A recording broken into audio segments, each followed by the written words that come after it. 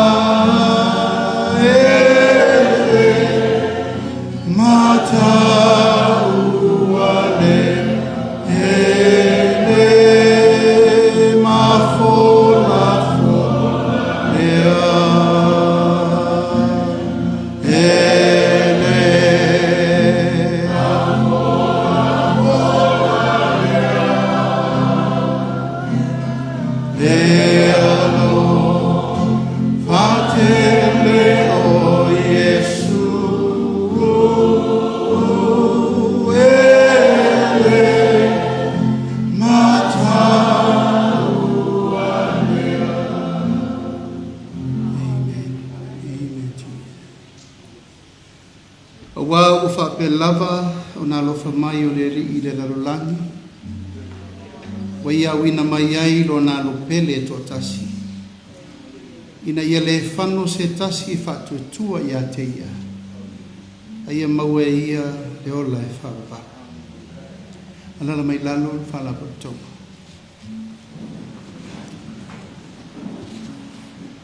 O te fa talo fatu i le nganga fa alo i le paia mawalunga o le tātou tapua inga po le tātou korferenisi fo i le nei taiao mātango fie. Pātu lau le malu tāpua i le tua le eulo na malosi umalava o le tua le tamā, le tua le alo, le tua le ngangasa. Pātalo fatu fo i le paia mawalunga o whaingaluenga totofi uma le tua I so se fata faitaulanga, ma so se to vine, le tino ke riso, fa fe ngai taulangi uma mo to faletua. Au na le tua I so se fata. So se tapu inga, la tu te telia ina Yesu e vea mali I mfaola. Tino ya ke riso usom to fa fine, ai nane tatu fa nau, wa tatu fanga poto le nei taiao matango fie. Pata lofa atu I le to alafa nau le nei fono talo. Mo sa mo le nganga lau sunga va venga taulangi. Fa matala le upu te fa ia malofa le tua ia langi. Le pa ia male mamalu au me mamae wo mai masani male avalau dia fa pitoa. Awale nei korferenisi fo nei tausanga wa Tato whalongongo malitoa I le tala whasolo pito o le se furu neo tausanga. Taluna tau wawa mea nei whamoe moe. A mailo sau pati vi ia le rika. Whātulou le I pa ia whalea tua. Whātulou I pa ia whalea nganu. A wātupu mai tamali I mwhailaunga. Whaletua matausi. Sa wao matamaita I pa ia lava lea. Wa inga malato tama ma lato wainga. Eu sou ngā tū mō mapule, tū au mā lataua. Ai ngai li tai ma le wā o whanti. Pā tālo whātu fōi ma maru whāle mā loi tū tino le tāwhitogo le whainga mā lo. malu le whainga malo, ia tai nane le itu vai, ia mai o lau whionga te mai tai whamasino le tāwhi tolu le whainga malo Samoa. A tālo whātu i le ngānga whāloa. Ai velo leo e whai mawhonga tā moli o le tātou whainga malo e moli atua i le ngānga whāwhitai tele ua maua sea manoa e whai ei le launga au tū o le nei fo tausanga. Ono le wha moe o leo a tātou whalongolongo malitoa e le. Tala e le sunga ia ta wha, le wha moe na watu fo i le atua i o la loto ma nganga wa fo le nei misiona o sifuru tausanga.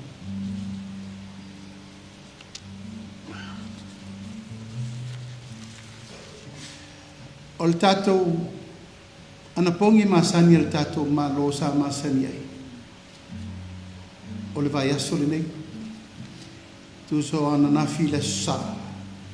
O le aso lea e whatau nu e le talo mo le ana pongi mo le atu nu i tau sama malawa. Peita, ua sui le tau sanga le nei. Whato a whai le fono te talo a le tātou ma lo le vai aso ato ana pongi. I le vai aso a ngafua nei. Na musu ina lava pe o le mea tonu a lena sa unua i eita wha. O le wala ulia nawa.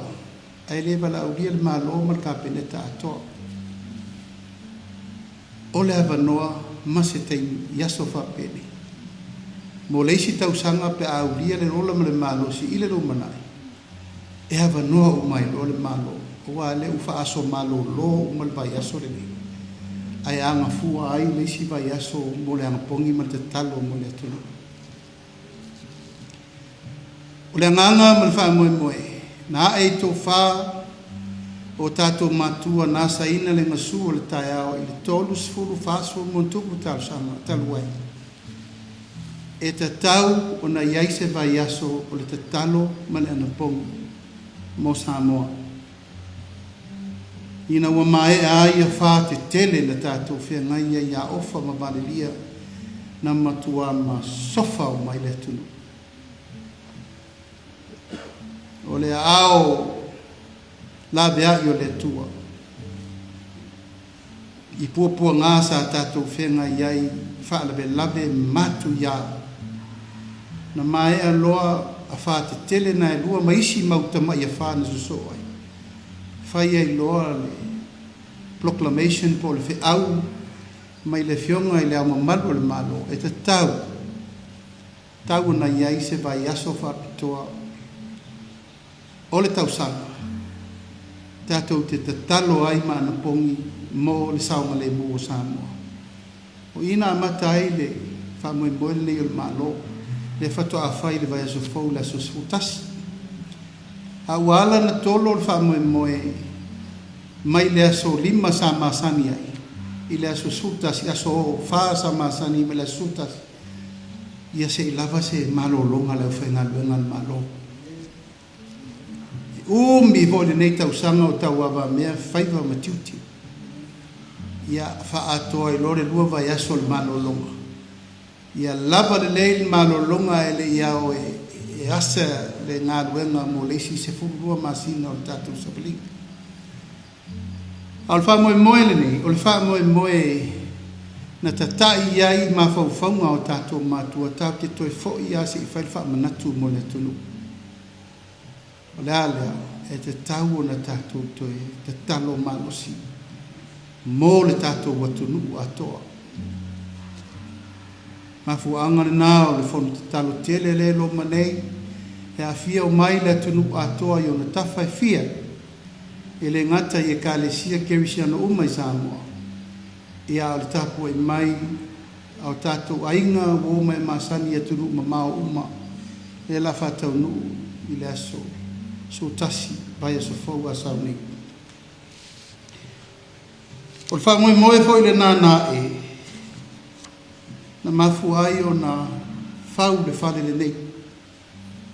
Tolu sifuru montupu tau sanga te luai a el to fa le fionga le to lia to filau ka peneta le na teimi si vai vasfuru montupu tau na iai se fale te talo fa pitoa mo le malo na iai aso uma tausanga uma iai le vai aso whapitoa. Uluai vai aso o Ianuali. E whai ai le whono ta talo whapitoa e li a matanga luenga o tausanga. Talo ai mitapua i mo le tunu. Ma luenga me malava ma le tatou walawina tofu tatou ma le tawhai. Ma whātu wai le mele nei o aso lulu malava.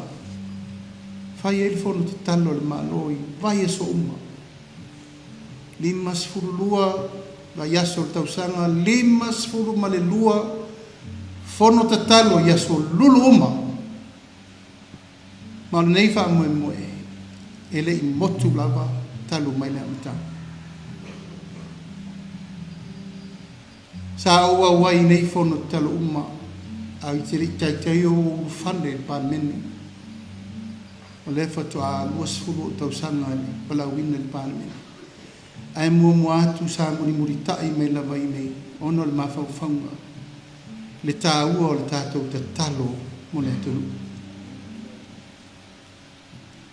Au sanga nei wa iai no fa poponga ma le a fola lo ia le tātou fono te talo le aso sutasi le sa nei o fau popo ina ai o aso lulu umma e fai ai le fasting fa pitoa le malo la vai e valaulia i foi le tunua umma i aso lulu umma lava e anapongi le malo i vai aso umma i aso lulu umma lava o le vai aso e anapongi le taiao le aso lulu ai fono te talo ai le fiafi o le fau poponga fau le na wa manatu tatou whainga malo e te tau na tatou tu e whasusu le nganga e iai le tai au le nei.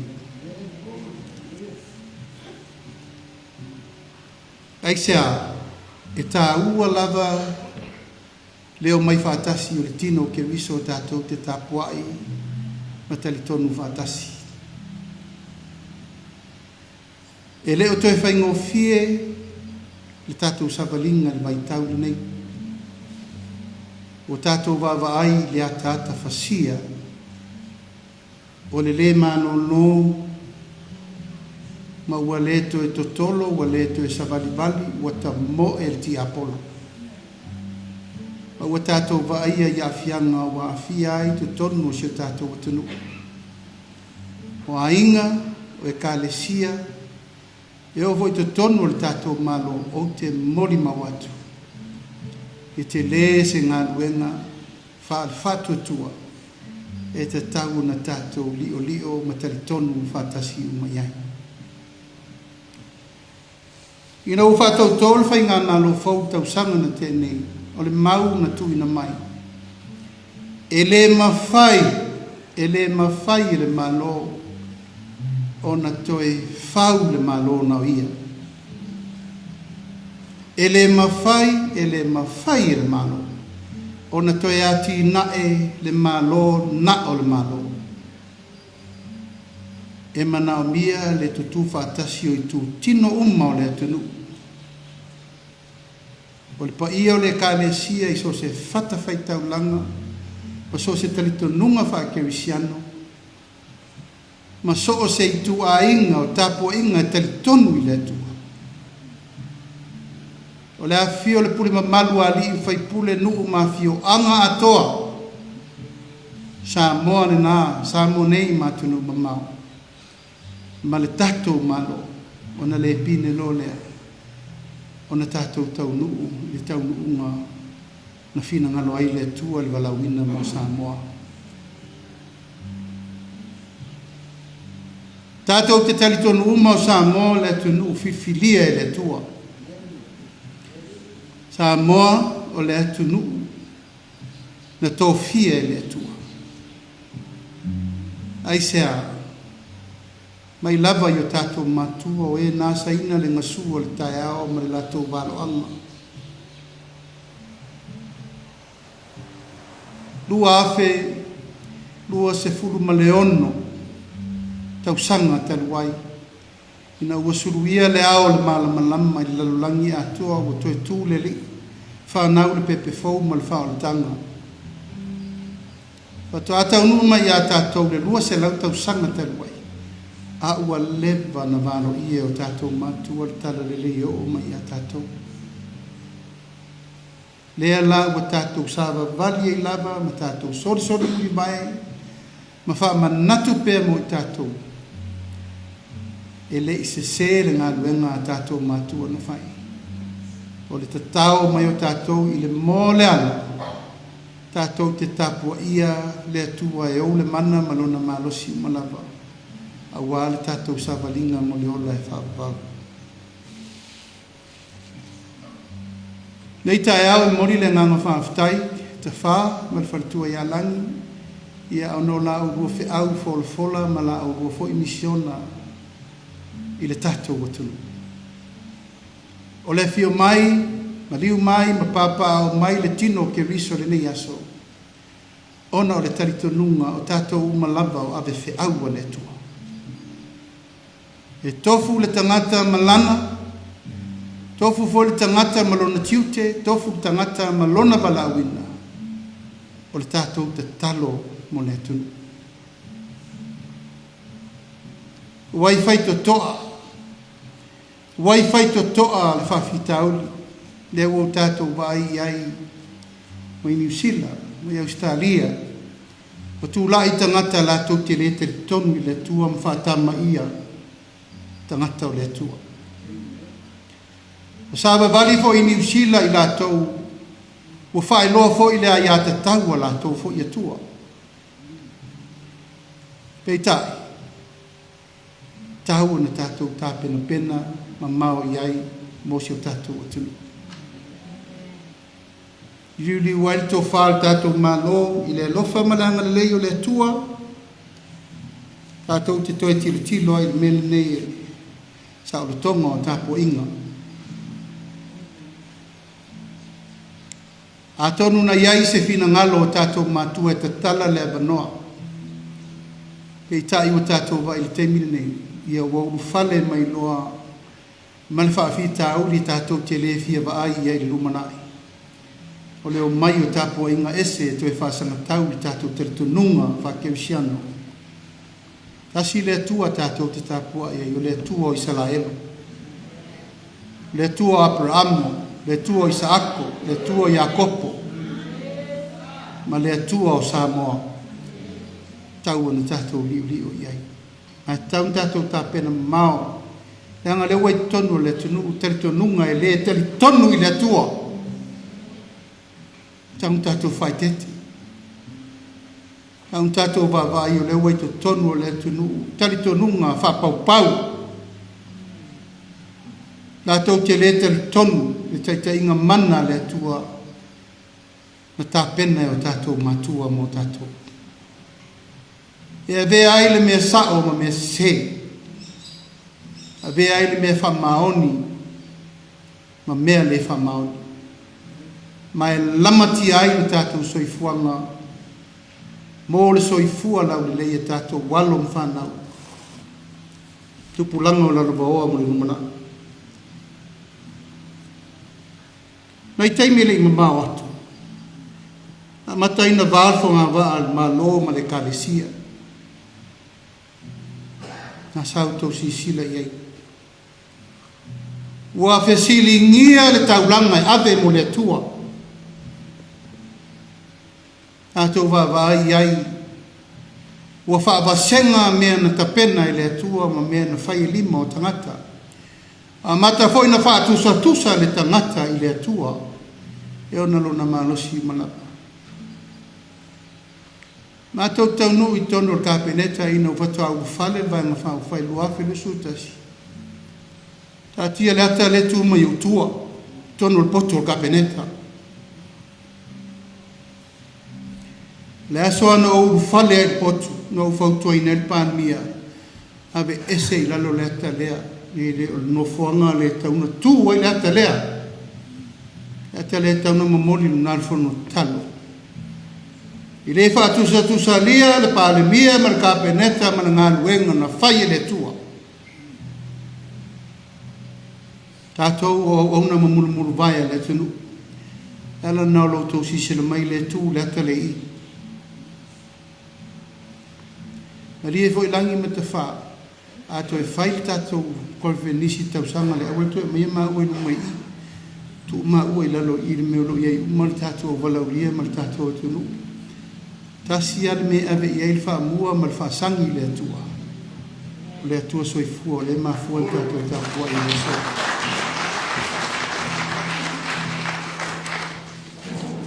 ai le ma vai el po ni sal tau sanga tuai ta fa sa el tengi o te savali ai le tato e kalesia so fa tasi mai sango no nau lava o te fio i mai te le kalesia o e o lo awai i le maftanga e kalesia so fa tasi se i moli i ai le fe au o le fato a fa masina tanu tau avele tunu o te manao e fa matala i tai o e kalesia le mea le sa matou atu matau atu tonu o fai o malo e lea ia me fa le nganga i me fa tino e le lofo e le fa tino me le nganga ai wo manatu e te tau pe na fai loa male tal sanga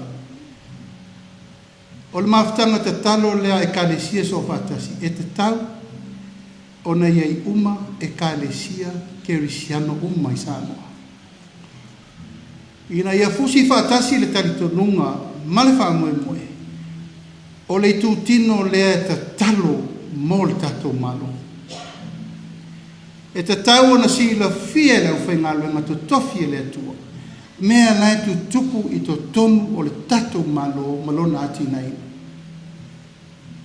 Le pai o le tatou maftanga le nei aso.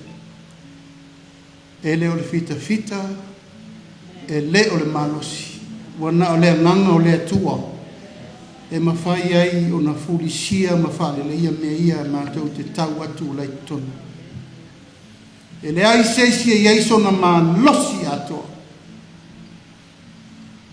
le anga wa tātou mawhuli e whai le tu o le tinu ai whātua tua na i le talitonunga o le atua e pule e o mea umalawa e o le kalesia e o le tunu e o fo il tato malo ma tu langa pito i sili na no manatu ai fai felo inga o man mato felo inga mo fa lia ia te au te tai le malo te tatalo atu e mana mi le tu la i le kalesia temine le tunu ai sa o tato va vai le tau tia le lo sau sawa ina o tina ma whanau ia mi yonga matanga o whanau ai Samoa Victim Support sa le te tau na whanau mai wa matau tia le alu o le fuala au wha sa ina o i tupu langa talevou alo ma whanau ale atunu ai sea wa whata mala le malo le puipuinga fata mala le leo fata mala i tu tino uma la sa la te tau na la to vaia le pui o tu ia ma le ofi mai o mene le turu le o to si sila ia e tau solo musa e au whainga luenga le malo le lato so soani le faa u fale ina mai o le anga sala le nei le turu o fuala au fasaina le o to si sila ia tunu ese e fa o to ba ai mo penga te fai langi tu lo lava wana tu pea ma le mutu o le fanga tai fa ia mata wai tu pulanga te lavou mo le lumanai le wa ia tatu tua oi wai ni sila wai Australia wai tu tuila mamanua o la nga nga tau fai mo tato le ala lea ala le tu la ile aso mo fo fola uma me uma le kalesia na tato o mai aso ia le lotu taia o le tama martina mana na fana le au fai fe au ma le au aso sai aso uma le vai aso tato o tar noa ile tu ai tono ta o fa cristiano ia o le malo wane o le semea O leo to iai ni vasenga e o ina i le tua malona fina ngalo i to tonu a onga malo. Wa tātou vavai fo i malwhai te tūlou e le tusi le lima pe tau le pua malafo. Tau solo mua fo inisio lau whai ngā le tutupu o whaafita auli ma tangata lotu. O lona winga, te lele ngā luenga whanea nganga tātou te mai tau iai. Tātou vavai a tātou whasia. Le mai tau ma le vavai. Ina ia wha manatu mo tātou. E aso sāpati. Tātou vai te mine whela sāpati a whewa i solo. Tā vale ma masini e lau whai kon kalati. O le aso sā asau nei. E matua ave e lesi folfolanga lo ia le tā malo ua sā. Sā se ngā nuenga. Ona toi whai le sā.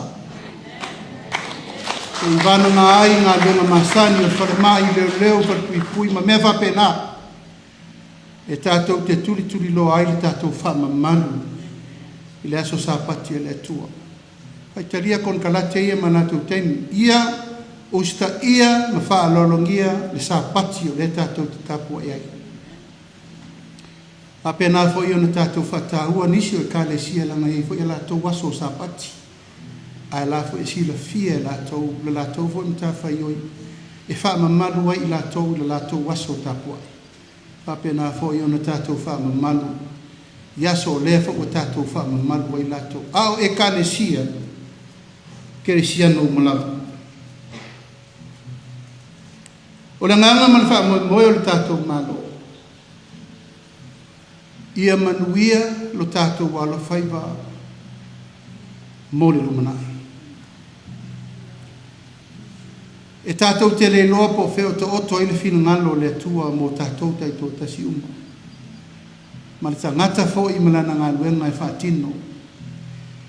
Pe te ngalue le kālesia, pe te ngalue i tai o le atunu, pe te ngalue whale malo, o le tātou matawhai o i tau ave vatas. It is our collective responsibility to pray and fasting for Samoa as a whole. O le tātou mauwha vai nā. Ona le taumateina lo lea e manuia si o tātou atunu. Ai fo i pēle nganga whaaftai le tua i mea uma na tapena mai tātou tua āua mamai. O ananafi na tapena i le so, le so, e tātou te tāpena pena ai mo tupulanga laloba oa mo tupulanga e le i whanana mai. O ro fisiringia pele la lolangi po fetu la iai Samoa a wafi naunga wha malo le vaitau nei.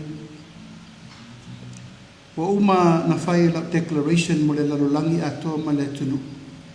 O Samoa e tu lai mo le nuko le tua. Ma e toi wha mau wha pile wha ilonga ina i le tātou ana pongi lea la Samoa. E valu vai aso o tō i New Zealand tau whailu vai. Tō e tolu masina leo te probation ai whemelfo mai tō e tolu o masina wha mau pen mena i lo vai. Ia mai on sa, ona e malo silo lea. Ia tō e tolu la masina lea wha poronga ia o mele mau lo vai. Ai mo mori lea nganga wha aftai tele. Talo, man tāpua inga uma, wo mai masani e mesi foi tātou ministry as ese. Leota, ma le tātou Pray for Israel, Cruz, Eric, ma uto uma, pe taia ma le tātou auso uma ya keriso, pi ia le atua ono la autou whātua tuola, ma loutou tere tonunga e tau ave ai le tātou mau i le talo lele. Wa tā pena le wha moe moe, o le tātou ofisa tu tonu mo Israelu, tau sanga nei.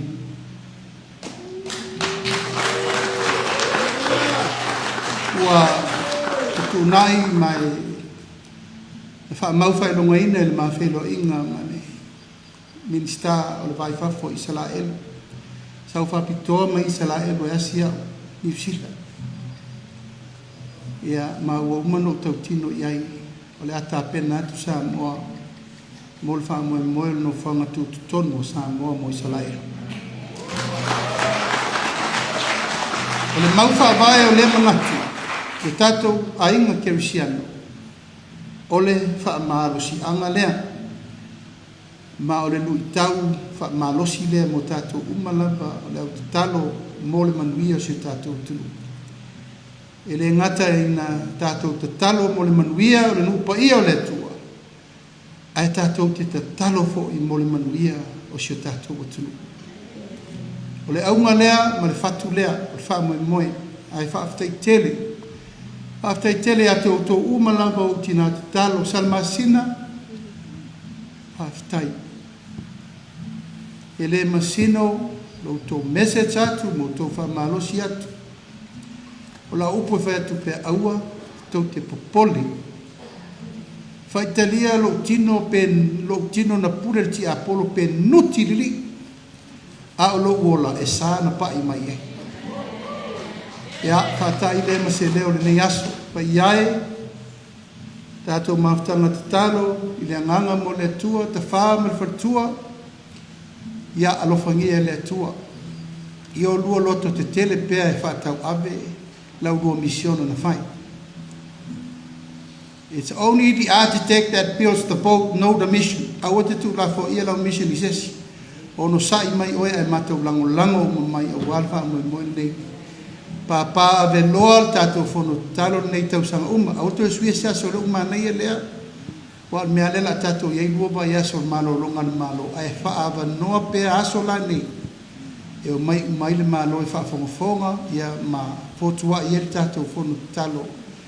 Mo le vai aso fo ia lava tapena ai fuafuaga uma mo le tatou malaga umi lenei tausaga ia alofagia le atua ia maua afuafu lelei ma li manatu ma le lagona na afega iai le tatou faasoa faakerisiano faasoa faaleagaga ia ma le faasoa faaiga o le atua ina ia tupu pea ma ola le fatu o le talitonuga e faavae i le atua Samoa.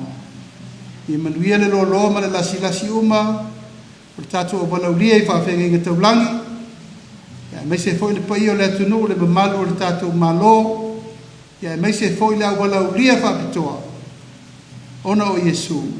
Amen. O te faasisila aloa i atu ai ua tatala aloa ia nei o tatou kolofenisi o le tatalo ma le anapogi le agaga mo Samoa ia manuia